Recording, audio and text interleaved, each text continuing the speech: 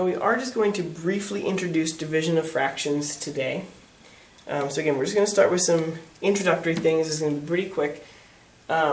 Just to get you guys started with this, and then when I get back, we will do more of this. So to divide with fractions, you're simply going to multiply by the second number's reciprocal. So that's why it was necessary for us to study reciprocals before getting into this, so that we knew how to perform this. So 3/4 divided by 1/2. In order for us to do this, we simply take the 3/4 will stay the same. We change division to multiplication, and I would take the reciprocal of the second fraction. That's 2/1. I multiply. 3 times 2 is 6. 4 times 1 is 4. We can reduce, and we end up getting 3/2 or 1/2. So you guys had also noticed earlier in the week that when you divide fractions, we are actually going to get bigger. So notice that we have an improper fraction when both of our numbers originally started less than 1. So when you divide fractions, you are going to get a bigger number. So let's just go ahead and take a look at a couple of examples of this.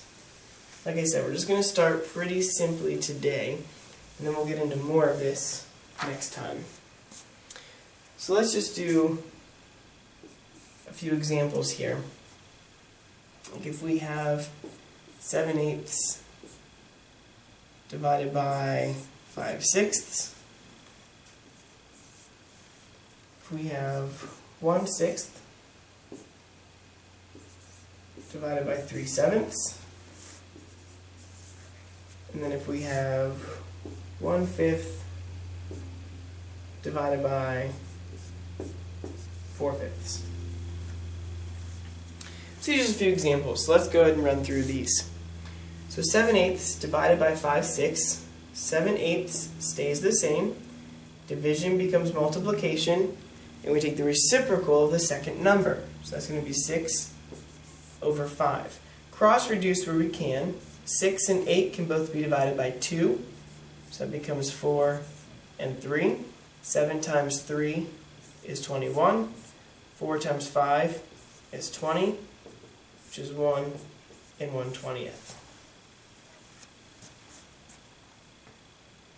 1/6 divided by 3/7. Now notice, we cannot cross-reduce here. Cross-reducing only works with multiplication. So you cannot cross-reduce until after you've switched and done the reciprocal. So 1/6 stays the same, times, take the reciprocal. Now we can't cross-reduce because there's nothing that's equivalent. So 1 times 7 is 7, 6 times 3 is 18, so 7/18. Now notice it's not a mixed number or an improper fraction this time, but 7/18 is actually bigger than 1/6. And 3/7. So it did get a little bit bigger. So when you look at these, we did get a little bit bigger than what we were, even though they won't all end up being mixed numbers. So then we look at 1/5. Again, multiplication, reciprocal. Now we can cross-reduce. The 5 will cancel. So 1 times 1 is 1. 1 times 4 is 4. So we end up with 1/4.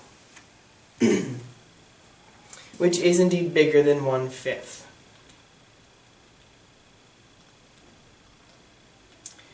So that's where we're going to stop today. I just wanted to give you a brief introduction on how to divide fractions, so you can start practicing getting the skills there necessary, and then we'll move into some more complex things next time.